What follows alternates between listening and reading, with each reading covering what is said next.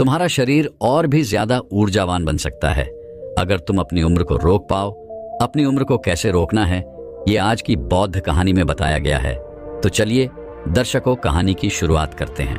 आजकल सब लोग इस चीज से परेशान हैं कि वो कम उम्र में ही वृद्ध दिखाई देने लगते हैं। उनके सिर के बाल सफेद हो जाते हैं, चेहरे पर झुर्रियां आ जाती हैं, उन्हें विभिन्न प्रकार की बीमारियां हो जाती हैं, मोटापे के शिकार हो जाते हैं। तो आखिर इन सब की वजह क्या है और हम लंबे समय तक जवान कैसे रह सकते हैं?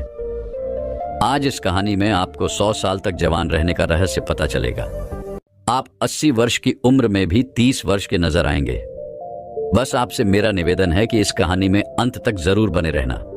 एक समय की बात है, एक गुरुजी जो कि आयुर्वेद के बहुत बड़े झांता थे, वह अपने आश्रम में अपने शिष्यों को उपदेश दे रहे थे।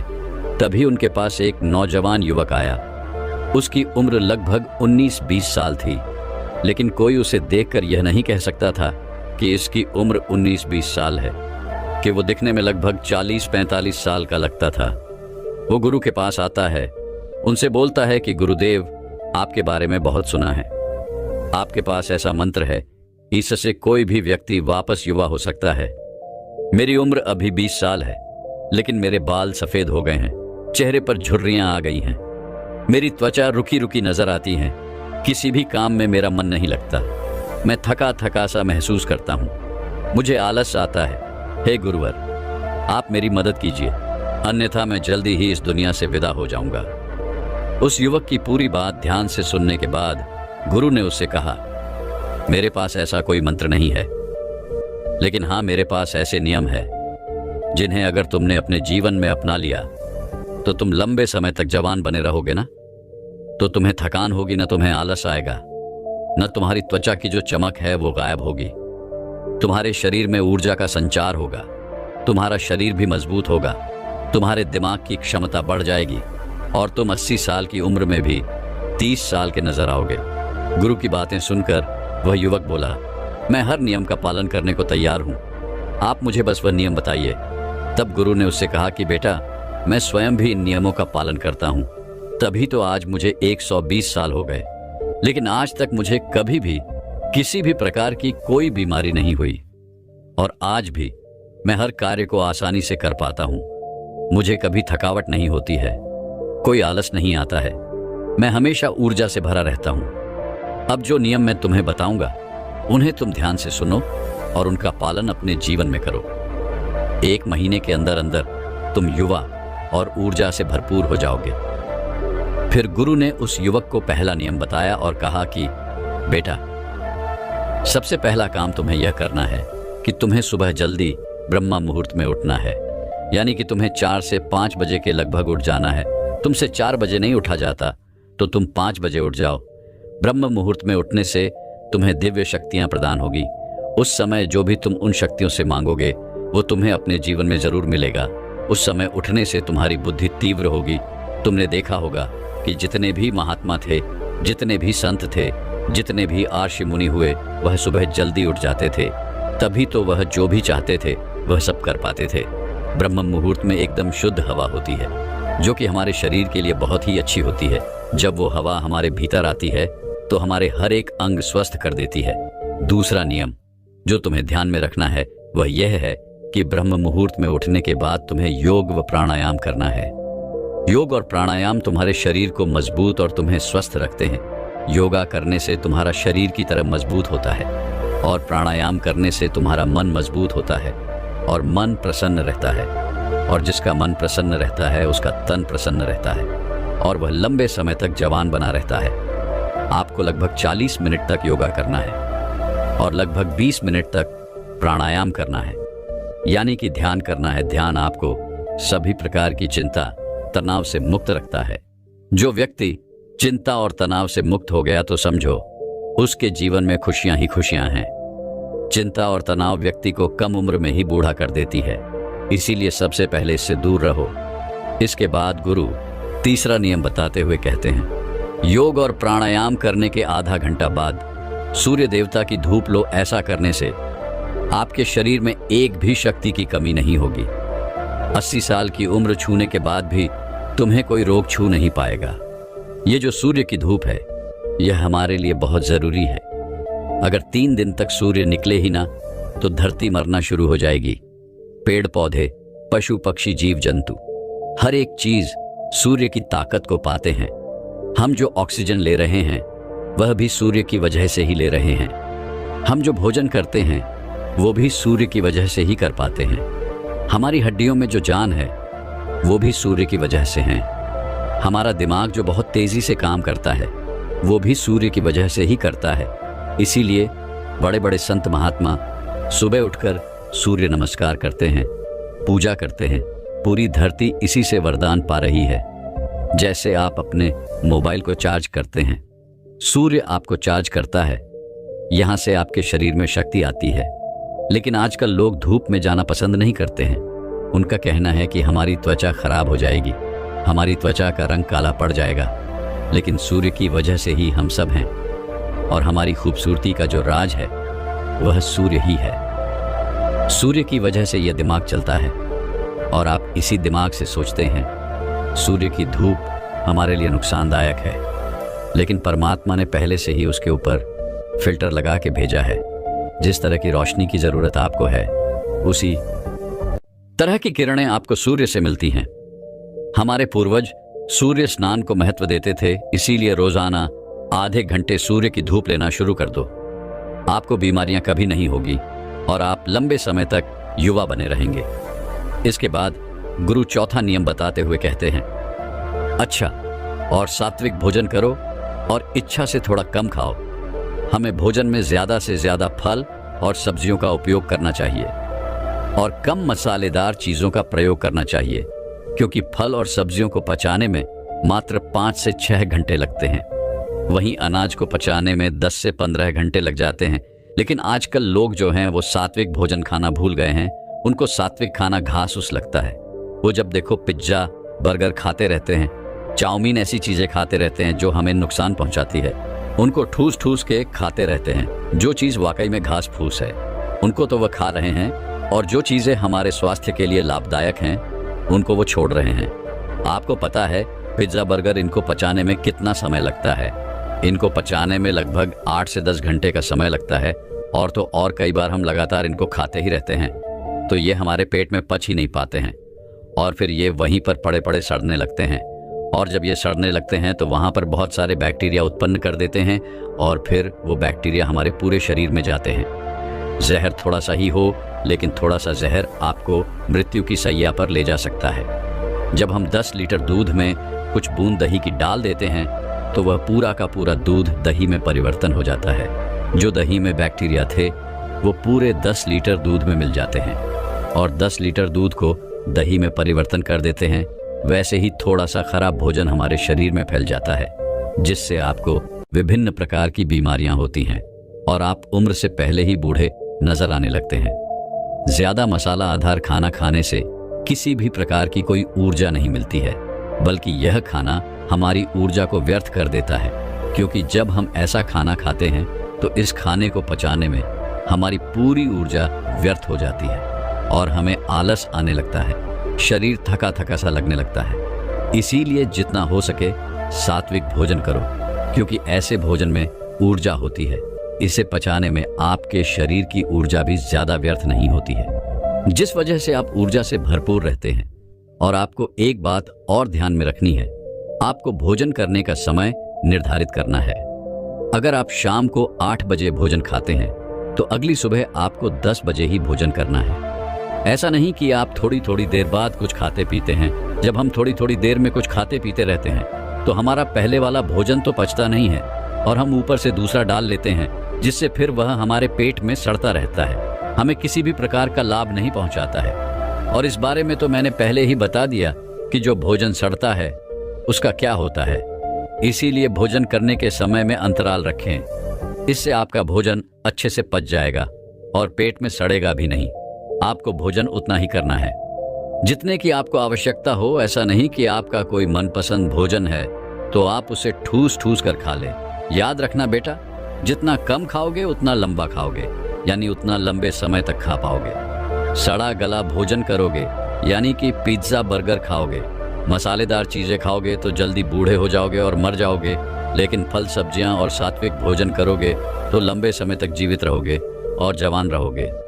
फिर गुरु 5वां नियम बताते हुए कहते हैं कि बेटा, यह नियम बहुत महत्वपूर्ण है, इसे ध्यान से सुनो। हमारे शरीर में 3 तरह के दोष होते हैं, वात, पित्त और कफ। जब वात बिगड़ता है तो शरीर में 80 से ज्यादा रोग होते हैं। जब पित्त बिगड़ता है तो शरीर में 46 से 50 रोग होते हैं। और जब कफ बिगड़ जाता है तो शरीर में 26 नए रोग आते हैं। और जब वात, पित्त और कफ तीनों बिगड़ जाते हैं तो शरीर में 148 रोग आते हैं। यानी सर्दी जुकाम से लेकर कैंसर तक के सभी रोग आ जाते हैं। और जिसके शरीर में रोग रहते हैं वो तो जवान नहीं रह सकता है, लेकिन आपको इन तीनों दोषों से दूर रहना है। तो इस नियम को ध्यान से सुनो। आपको खाना खाने के बाद तुरंत पानी नहीं पीना है। अक्सर लोग खाना खाते ही पानी पी लेते हैं और कुछ तो खाना खाने नहीं बैठते, उससे पहले भी पानी पिएंगे और खाना खाने के तुरंत बाद भी पानी पिएंगे। और कुछ तो ऐसे हैं कि एक निवाला खाने का और एक निवाला पानी का पीते हैं। लेकिन ये सभी तरीके गलत हैं, क्योंकि महर्षि भट्ट कहते हैं कि भोजन करने के तुरंत बाद पानी पीना मतलब जहर को पीना है। इसीलिए कभी भी खाना खाने के तुरंत बाद पानी नहीं पीना चाहिए, क्योंकि जब हम खाना खाते हैं तो वो खाना हमारे पेट में जाकर एक जगह इकट्ठा हो जाता है, जिसे जठर कहते हैं। आपके पेट में नाभि के लेफ्ट साइड में एक जठर होता है। आप जितना भी खाना खाते हैं, रोटी, चावल, दाल, सब्जी, दूध, ये सभी वहां पर जाकर इकट्ठा हो जाता है। अब जठर में जैसे ही खाना इकट्ठा होता है तो उसमें आग जलती है और उस आग को कहते हैं जठरा अग्नि। और वो अग्नि खाने को पचाती है। वो अग्नि खाने को ऐसे पचाती है जैसे रसोई घर में अग्नि खाने को पकाती है। आपके रसोई घर में जब आप अग्नि जलाते हैं और उसके ऊपर दूध रखते हैं, उस दूध में थोड़े चावल डालते हैं, तो अग्नि जब तक जलती रहेगी तब तक खीर बनती रहेगी। ऐसा ही पेट में होता है। जैसे ही आपने खाना खाया, पेट में अग्नि जलती है और जब तक अग्नि जलती रहेगी तो खाने को पचाने की प्रक्रिया भी चलती रहेगी। जैसे रसोई घर में खाना पकाते हैं, वैसे ही पेट में खाना भी पका है। उसी को पाचन क्रिया कहते हैं। लेकिन जैसे ही आपने खाना खाया और तुरंत घटाघट पानी पी लिया और खूब ठंडा पानी पी लिया, बर्फ मिलाया हुआ पानी पी लिया, तो क्या अग्नि जलेगी या फिर बुझेगी? अग्नि के ऊपर पानी डालोगे तो अग्नि की पानी से दोस्ती तो है नहीं, दुश्मनी है। पानी अग्नि को बुझा देती है। तो आपने खाना खाया, उसके बाद आपकी जठराग्नि चलती है और आपने पीछे से गटगट पानी पी लिया, तो अब वो अग्नि जो है वो शांत हो गई। अब खाना नहीं पचेगा, वो पेट में पड़ा पड़ा सड़ता रहेगा और सड़ा हुआ खाना 100 से भी ज्यादा विष पैदा करेगा और वह विष आपकी जिंदगी को नरक बना देंगे और आप जिंदगी भर बीमार पड़े रहेंगे और बूढ़े हो जाएंगे। कुछ लोग कहते हैं कि मुझे पेट में गैस बनती है, खाना हजम नहीं होता है, पेट में जलन रहती है। लेकिन ये सभी बीमारियां खाने के ना पचने की वजह से नहीं होती है, बल्कि खाना खाने के तुरंत बाद पानी पीने से होती है। अगर आपको पानी पीना है तो खाना खाने के 1 घंटे बाद पानी पीना चाहिए और खाना खाने के 40 मिनट पहले आप जितना चाहें उतना पानी पी सकते हैं। लेकिन खाना खाने से पहले और खाना खाने के बाद तुरंत आपको पानी नहीं पीना है, क्योंकि 1 घंटे के अंदर अंदर आपकी जठराग्नि उस खाने को पचा देती है। उसके बाद आप पानी पी सकते हैं। फिर गुरु उस युवक को कहते हैं कि बेटा, आप खाना खाने के बाद पानी तो नहीं पी सकते हैं, लेकिन हाँ, आप खाना खाने के बाद फलों का रस, दही या दूध पी सकते हैं। आप सुबह फलों का रस ले सकते हैं, दोपहर में दही या लस्सी पी सकते हैं और रात्रि के भोजन के पश्चात आप दूध भी पी सकते हैं। आपके वात, पित्त, कफ तीनों इस छोटे से नियम से संतुलन रहेंगे। इसके बाद गुरु ने उस युवक से कहा कि बेटा, जब भी पानी को पियो तो हमेशा घूंट घूंट करके पियो। एक साथ पानी पीना बहुत गलत है, क्योंकि जब हम घुट घुट करके पानी पीते हैं तो मुंह की लार पानी के साथ मिलकर पेट के अंदर जाती है और यह जो मुख की लार होती है वह क्षारीय होती है और पेट में हमेशा अमल बनता रहता है जब हम पानी पीते हैं और मुंह की लार उसके साथ अंदर जाती है और वह अमल के साथ मिल जाती है, जिससे व्यक्ति के पेट का जो अमल है वह नष्ट हो जाता है।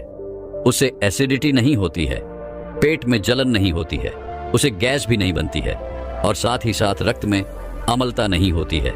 और जिनके रक्त में अम्लता नहीं होती है उनका वात, पित्त और कफ तीनों का हमेशा संतुलन बना रहता है। इसीलिए हमेशा घुट घुट करके पानी पिए। आपने चिड़िया को देखा होगा। चिड़िया हमेशा एक बूंद पानी उठाती है और फिर अपनी चोंच में लाती है और उसे पी जाती है। इसके बाद वह दूसरी बूंद पानी की उठाती है और उसे भी पी जाती है। इसी तरह कुत्ता, बिल्ली, शेर, जितने भी जीव जंतु हैं वो भी घूंट घूंट करके चाट चाट के पानी को पीते हैं। इसलिए कभी भी पक्षी या जानवर को कोई डायबिटीज नहीं होती है, कोई आर्थराइटिस नहीं होता है, कोई पक्षी ओवरवेट नहीं होता है, वो सब स्वस्थ रहते हैं। लेकिन उन पशु पक्षियों को ये कौन सिखाता है? वो अपने जन्म से ही ये ज्ञान सीख के आते हैं। उनका कोई गुरु नहीं होता है, उनका कोई विद्यालय नहीं होता है, उनके कोई प्रशिक्षण शिविर नहीं है। फिर भी उन्हें इतनी अक्ल है कि वो पानी को घुट घुट करके पीते हैं। और हम मनुष्य, जिनके इतने गुरु हैं, इतने विद्यालय हैं, इतने शिक्षक हैं, सिखाने वाले हैं, पर हम मूर्ख के मूर्ख हैं, घटाघट पानी को पीते रहते हैं। फिर गुरु उस युवक से कहते हैं कि चाहे कितनी भी प्यास क्यों ना लगे, लेकिन कभी भी ठंडा पानी नहीं पीना चाहिए, क्योंकि हमारा पेट वो गर्म रहता है। और जब हम ठंडा पानी पीते हैं तो हमारे पेट में झगड़ा शुरू हो जाता है। या तो पेट पानी को गर्म करें या फिर पानी पेट को ठंडा करें। और अगर पानी ने पेट को ठंडा कर दिया तो पेट के ठंडे होते ही आपका हृदय ठंडा हो जाएगा। हृदय के ठंडे होते ही मस्तिष्क ठंडा हो जाएगा।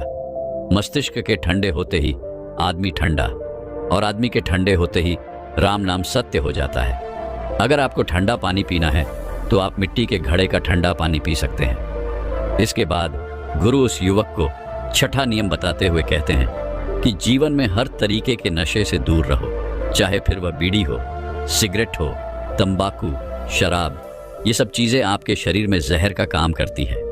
ये आपके शरीर को अंदर से धीरे धीरे खोखला करती रहती है। जैसे दीमक एक पेड़ को अंदर से खोखला करती है। वो पेड़ बाहर से तो बहुत सुंदर दिखाई पड़ता है, लेकिन अंदर ही अंदर वो कमजोर हो जाता है। फिर एक दिन हवा के झोंके के साथ वो गिर जाता है। वैसे ये सारी चीजें वो हमें अंदर से कमजोर बनाती है और फिर एक दिन ये आपको समाप्त कर देती है। इसीलिए जितना हो सके नशीले चीजों से दूर रहो। फिर गुरु उस युवक को कहते हैं कि बेटा, अगर तुमने इन 6 नियमों का पालन 1 महीने तक भी कर लिया तो 1 महीने के अंदर ही तुम्हें तुम्हारे भीतर परिवर्तन दिखना शुरू हो जाएंगे और कुछ ही दिनों में तुम स्वस्थ और जवान हो जाओगे और हमेशा जवान बने रहोगे। चेहरे की चमक आसानी से और सरल तरीके से कैसे बढ़ानी है, इस विषय पर दोस्तों अब अगली कहानी की शुरुआत करते हैं। एक बार एक नव युवक एक गुरु के पास जाता है। वो गुरु आयुर्वेद के बहुत बड़े ज्ञाता थे। वो युवक उनके पास आकर रोने लगता है। उसने अपना चेहरा एक कपड़े से बांध रखा था। जब गुरु ने उसे रोते हुए देखा तो उससे पूछा कि बेटा, क्या हुआ? तुम क्यों रो रहे हो और तुमने अपना चेहरा ऐसे क्यों बांध रखा है? तब उस युवक ने रोते हुए कहा, मैंने अपने आप को सुंदर दिखाने के लिए अपने चेहरे पर बहुत सारी चीजों का प्रयोग किया, लेकिन फिर भी मेरे चेहरे पर निखार नहीं आया, बल्कि मेरा चेहरा वह पहले से और भी ज्यादा खराब हो गया। अब तो मुझे खुद को ही अपना चेहरा बुरा लगता है। जिन जिन लोगों ने मुझे जो जो बताया मैंने वो सब कुछ करके देख लिया, लेकिन मेरे चेहरे की चमक वह बिल्कुल खत्म हो गई। चेहरे पर काले धब्बे हो गए, फोड़े निकल आए। गुरुदेव, मैंने आपके बारे में बहुत सुना है। आप मेरी समस्या का समाधान कीजिए और मुझे कुछ ऐसा उपाय बताइए जिससे मेरा चेहरा ठीक हो सके और उस पर चमक आ सके। युवक की बात सुनकर गुरु ने कहा कि बेटा, भगवान ने हमें जैसा रंग रूप दिया है वह हम सभी के लिए बहुत अच्छा है। तुमने अधिक सुंदर दिखने के चक्कर में अपने चेहरे को बिगाड़ लिया है, जबकि सुंदरता तो अपने आप में झलकती है। फिर गुरु से कहते हैं कि बेटा, अब जो मैं तुम्हें बताऊंगा तुम उन नियमों का पालन करना। और आज मैं तुम्हें 2 ऐसे फेस पैक के बारे में बताऊंगा जिसे अगर तुम अपने चेहरे पर लगाओगे तो तुम्हें 1 दिन में ही उसका असर नजर आएगा। 7 दिन में तुम्हारा चेहरा बिल्कुल ठीक हो जाएगा और तुम्हारे चेहरे पर एक अलग ही निखार आएगा। और मेरे द्वारा बताए गए नियमों का अगर तुम पालन करते हो तो तुम्हारा चेहरा कभी भी भविष्य में खराब नहीं होगा और तुम वृद्धावस्था में भी युवा नजर आओगे। गुरु की बात सुनकर युवक ने कहा कि गुरुदेव, आपके बताए हुए नियमों का पालन मैं अवश्य करूंगा। फिर गुरु उस युवक से कहते हैं कि बेटा, जैसे एक पेड़ को कीटाणुओं से बचाने के लिए हम उसके ऊपर बाहर से दवाई छिड़कते हैं और उसे विकसित करने के लिए उसमें पानी डालते हैं, खाद डालते हैं, ताकि वो पेड़ अच्छे से फल फूल दे सके। लेकिन क्या बाहरी देखभाल करने से वो पेड़ हमें फल फूल दे सकता है? नहीं ना। वैसे ही हमारी त्वचा है, अगर हम इस पर बाहर से ही चीजों का उपयोग करेंगे तो ये ग्लो नहीं करेगी। इसके लिए हमें इसकी अंदर से देखभाल करने की आवश्यकता है। जैसे हम पेड़ की जड़ में खाद और पानी डालते हैं, वैसे ही हमें अपने शरीर के अंदर ऐसे पोषक तत्वों को डालना है जो हमारी त्वचा के ऊपर निखार लाएं, चमक लाएं। फिर गुरु उस युवक से कहते हैं कि बेटा, सबसे पहले तुम यह समझो कि तुम्हें किन नियमों का पालन करना है जिससे कि तुम्हारा चेहरा वृद्धावस्था में भी जवान रहे। फिर गुरु उस युवक से कहते हैं कि बेटा, सबसे पहली चीज जो तुम्हें ध्यान रखनी है वह यह है कि तुम्हारा पाचन तंत्र अच्छा होना चाहिए, क्योंकि जब भी आप किसी चीज का प्रयोग अपनी त्वचा पर बाहर से करते हो, चाहे वो चीज अच्छी हो, आयुर्वेदिक हो, लेकिन वह केवल आपके शरीर की ऊपरी सतह को ही प्रभावित करती है। अंदरूनी स्तर पर वह कोई कार्य नहीं करती है। आपकी त्वचा की 3 सतह होती है। जब आप त्वचा के ऊपर कुछ लगाते हैं तो केवल एक सतह प्रभावित होती है, दूसरी और तीसरी सतह पर इसका कोई प्रभाव नहीं पड़ता है। लेकिन जब आप कुछ पोषक तत्व खाते हैं और वो आपके शरीर में जाते हैं तो आपकी तीनों सतह प्रभावित होती है। लेकिन अगर आपका पाचन तंत्र खराब है तो आप जो भी खा रहे हैं वो पोषक तत्व ठीक तरीके से आपके शरीर को नहीं लगेंगे। फिर चाहे आप कितना भी अच्छा भोजन क्यों ना कर लें, लेकिन वो आपकी त्वचा को मिल ही नहीं पाएंगे, जिससे कि आपके चेहरे पर उसके प्रभाव दिखेंगे।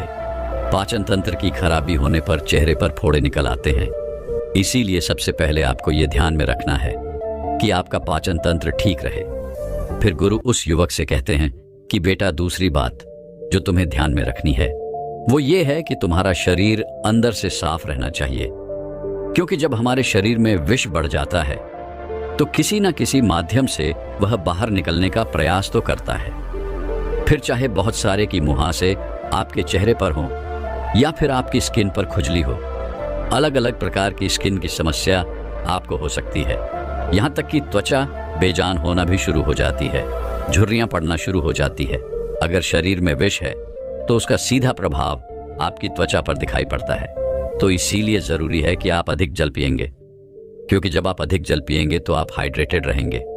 इससे आपकी त्वचा में जितने भी ड्राइनेस है वो खत्म होगी और त्वचा अच्छी रहेगी। दूसरे स्थान पर आपको अधिक मात्रा में फलों का सेवन करना है और जूस का प्रयोग करना है, और हफ्ते में 1 दिन आपको अन्न नहीं खाना है, क्योंकि अन्न आपकी आंतों में जाकर चिपक जाता है। लेकिन जब आप फल, सब्जियों और जूस का आप सेवन करते हैं तो वह आपके शरीर में सफाई का काम करते हैं और आपके शरीर में पोषक तत्वों की पूर्ति करते हैं। इसीलिए आपको प्रतिदिन फलों का उपयोग करना है और हफ्ते में 1 दिन ऐसा रखना है जिसमें आपको फलों के रस, सलाद, इनका ही सेवन करना है और अन्य बिल्कुल नहीं खाना है। इससे आपका शरीर अंदर से बिल्कुल साफ हो जाएगा। और अगर आपके शरीर के अंदर पित्त की मात्रा बढ़ी हुई है, एसिड बढ़ा हुआ है, तो वह भी कम हो जाएगा, क्योंकि पित्त का सीधा प्रभाव हमारी त्वचा पर पड़ता है। इसीलिए जब आप उन चीजों को ज्यादा ग्रहण करते हैं जो पक्की हुई नहीं है, जिससे प्रकृति से सीधा प्राप्त किया है, तो वो आपकी त्वचा पर सीधा और बहुत अच्छा प्रभाव डालेगी। आपकी त्वचा अंदर से निकलती है। फिर गुरु उस युवक से तीसरा नियम बताते हुए कहते हैं कि आपको ठंडे पानी से नहाना है। ठंडे पानी का मतलब यह नहीं है कि आप बर्फ वाले पानी से नहाएं, आपको ताजे पानी से नहाना है। बेटा, जितने भी आर्षि मुनि थे वो तालाब, सरोवर के जल से स्नान करते थे, क्योंकि वो जल ताजा रहता है। आपको भी ताजे जल से नहाना है, कभी भी पानी को गर्म करके नहीं नहाना है। जब आप ताजे पानी से स्नान करते हैं तो इससे आपका रक्त प्रवाह बहुत ही अच्छी तरीके से कार्य करता है और आपको नींद भी अच्छी आती है। जितना भी तनाव आपके शरीर के अंदर है वो बिल्कुल खत्म हो जाता है। ये आपकी त्वचा को अंदर से निखारता है, और जब आपकी त्वचा अंदर से निखारती है तो बाहर अपने आप ही उस पर चमक आना शुरू हो जाती है। फिर गुरु चौथा नियम बताते हुए कहते हैं कि बेटा, तुम्हारा मानसिक स्वास्थ्य और नींद, ये दोनों चीज आपको ठीक रखनी है। अब तुम पहले नींद के बारे में समझो। अगर आप एक दिन भी ठीक से नहीं सोते हैं तो दूसरे दिन आपका चेहरा वह उतरा उतरा नजर आता है, और आप कुछ दिन नहीं सोते हैं तो आपके चेहरे पर डार्क सर्कल होना शुरू हो जाते हैं। चेहरा बेजान सा हो जाएगा, त्वचा रुकी लगेगी, क्योंकि नींद का सीधा प्रभाव आपके चेहरे पर, आपकी त्वचा पर पड़ता है। इसीलिए आपको नींद अच्छी तरीके से लेनी है। आपको फोन का प्रयोग कम से कम करना है। सोने के 1 घंटे पहले फोन को साइड में रख देना है। नींद को अच्छा करने के लिए आप आयुर्वेदिक औषधि का आश्वासन ले सकते हैं, जो आपकी नींद को अच्छा करती है, आपकी चिंता, आपके तनाव स्तर को कम करती है। अश्वगंधा का प्रयोग आपको सोने के 1 घंटे पहले करना है।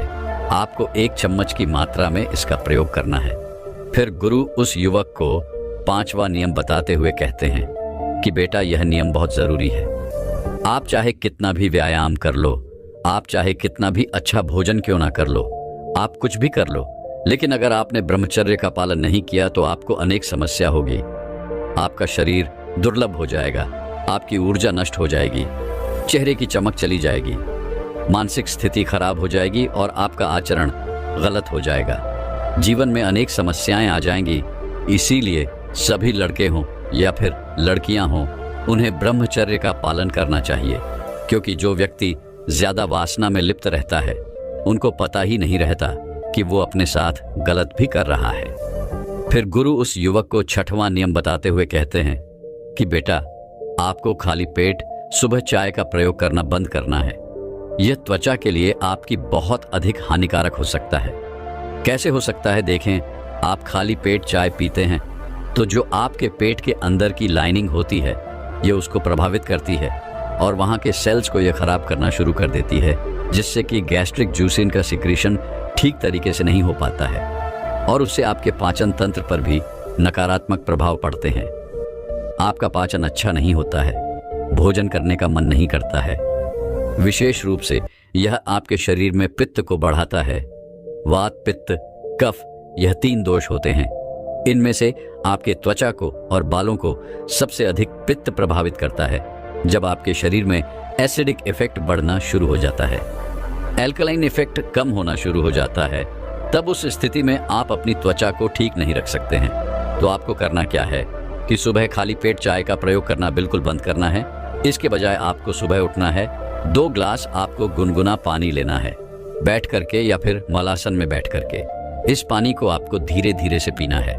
आप चाहे तो इस पानी में 2 चम्मच आंवले का रस डाल सकते हैं।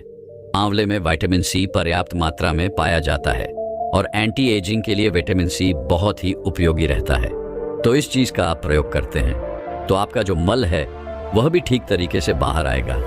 किसी को कॉन्स्टिपेशन की समस्या रहती है, उसे बहुत ही लाभ मिलेगा और ये आपके शरीर में अल्कालाइन इफेक्ट को बढ़ाएगा, एसिड को कम करेगा, पाचन को मजबूत बनाएगा और अनेक बीमारियों से आपको बचाएगा। फिर गुरु उस युवक को 7वां नियम बताते हुए कहते हैं कि बेटा, आपको गर्म पानी का भाप लेना है। इसके लिए आपको एक पात्र लेना है, उसमें गर्म पानी लेना है। गर्म पानी से जो भाप उठ रही है उसके ऊपर अपने चेहरे को लेकर के जाएं। ऊपर से एक तौलिया आप ढक लें तो ये भाप जब ये आपके चेहरे के ऊपर पड़ेंगे तो जो आपके रोम छिद्र हैं ये खुलने शुरू हो जाएंगे। साथ ही साथ जो आपके चेहरे की ब्लड वेसल्स हैं वो खुलने लगेगी और वहाँ पर ब्लड का सर्कुलेशन इंप्रूव होना शुरू हो जाएगा। इससे आपके चेहरे पर चमक आएगी और त्वचा जो बेजान होने लगी है वह सेल्स अच्छे से बेहतर तरीके से काम करना शुरू कर देंगे और इससे आपके चेहरे पर चमक आएगी। इस तरीके से आपको यह अभ्यास करना शुरू करना है। 1 मिनट तक, 2 मिनट तक ऐसा आपको करना है। उसके बाद आप दोनों हाथों को रब कर लें और अपने चेहरे पर अपने हाथों को 5 बार, 10 बार आपको रब करके रखना है। हाथों से जो यह ऊष्मा मिलेगी ये ब्लड का सर्कुलेशन बढ़ाएंगी, ब्लड का सर्कुलेशन इंप्रूव करेगी। इस 10 मिनट के कार्य से आपको इतना अच्छा प्रभाव पड़ेगा कि बहुत ही अच्छे लाभ इससे आपको देखने को मिलेंगे। फिर गुरु उस युवक को 7वां नियम बताते हुए कहते हैं कि बेटा, धूप की किरणों से बचें। आपके त्वचा में मेलानोसाइट नाम की कोशिकाएं होती हैं जो कि मेलानिन का सेक्रेशन करती है, जो कि आपके बालों और आपके त्वचा के रंग को निर्धारित करता है। साथ ही साथ की मेलानिन आपको सूर्य की हानिकारक किरणों से भी बचाता है। जब आप तेज सूर्य की किरणों में जाते हैं और सीधा सूर्य की किरण आपके चेहरे पर पड़ती है, विशेष रूप से 10 बजे से लेकर के 2 बजे तक जो समय होता है, इसकी जो किरणें होती हैं जब आपके त्वचा के ऊपर पड़ती है तो ये आपकी त्वचा को खराब करती है। अब त्वचा को बचाने के लिए मेलेनिन का सिचुएशन बढ़ता है। यह आपकी त्वचा को प्रोटेक्ट करता है और आपका रंग सांवला होना शुरू हो जाता है। साथ ही साथ सामने ढंग से समस्या नहीं है। बात यह है कि यह जो अंदरूनी लेयर्स होती हैं आपकी स्किन की, उनको भी यह किरणें डैमेज करना शुरू कर देती हैं और आपकी स्किन होनी शुरू हो जाती है, बेजान होनी शुरू हो जाती है, रुचि शुरू हो जाती है। बेटा, अब मेरे कहने का अर्थ ये नहीं है कि बाहर ना निकलो, कार्य ना करो, घर पर बैठे रहो। नहीं, आप जब बाहर निकलो तो आलू बुखारा का पत्ता लेकर के उसका गोदाम निकाल ले और उसको चेहरे पर मालिश कर ले अच्छे से। इससे आपके चेहरे पर एक प्रोटेक्शन लेयर चढ़ जाएगी और जो ये लेयर आपके चेहरे के ऊपर चढ़ेगी ये आपको सूर्य की हानिकारक किरणों से बचाएंगी और ये बहुत ही ज्यादा उपयोगी है। फिर गुरु उसी युवक से कहते हैं कि बेटा, अब मैं तुम्हें 2 ऐसे जादुई फेस पैक के बारे में बताता हूं जो तुम्हें अपने चेहरे पर लगाने हैं। इसे लगाने से 1 दिन के अंदर अंदर तुम्हें असर दिखाई देना शुरू हो जाएगा। इसे आपको सुबह नहाने से पहले लगाना है। इसे बनाने के लिए आपको 2 चम्मच मोटा पिसा हुआ बेसन लेना है। फिर उसमें कच्चा दूध डालना है। दूध की मात्रा बस इतनी रखनी है कि एक गाढ़ा पेस्ट बन जाए। फिर इसमें आपको 2 चुटकी हल्दी डालनी है। सभी चीजों को अच्छे से मिलाना है और आपका जादुई पैक तैयार हो गया। इसे आपको अपने चेहरे पर मसाज करते हुए लगाना है। मसाज आपके ब्लड सर्कुलेशन को बढ़ाता है, आपके फेस के डेड सेल्स को निकालता है, जिससे आपकी स्किन व्रत करना शुरू कर देती है। 5 मिनट आपको मसाज करना है। फिर इसे 10 से 15 मिनट तक सूखने के लिए छोड़ देना है। इसके बाद आपको चेहरे को धो लेना है। इसके बाद आपको किसी भी साबुन या फेस वॉश का प्रयोग नहीं करना है। फिर गुरु उस युवक को 8वां नियम बताते हुए कहते हैं कि बेटा, आपको सोने से पहले रात को दूध की मलाई ले लेनी है। अब चाहे गाय का दूध हो, चाहे भैंस का दूध हो, मलाई का कार्य है आपकी त्वचा को मॉइस्चराइज करना और रूखापन खत्म करना। ये आपके त्वचा में एक जान डाल देगी और चमक आनी शुरू हो जाएगी। इसका प्रभाव बहुत अच्छा मिलेगा। तो आपको सोने से पहले इसको भी इतना ज्यादा नहीं लगाना है, बस थोड़ा सा लेकर के मसाज करना शुरू कर देना है और चेहरे के ऊपर बस एक हल्का सा दिखाई दे कि जैसे आपने ओली चीज कुछ लगाई है, लेकिन आपको बहुत ज्यादा ऐसा नहीं कि मलाई दिखाई दे रही है, वो पूरी आपकी त्वचा में अब्जॉर्ब हो जाए। इतना आपको मालिश करनी है, थोड़ी मात्रा में लगाना है। इसको लगा करके आप सो जाएं और सुबह उठ करके चेहरे को साफ करने के लिए फिर से उसी लेट का आपको प्रयोग करना है। बस यही रूटीन आप 15 दिन फॉलो करके देखें। 15-20 दिन में आपको बहुत लाभ देखने को मिलेंगे।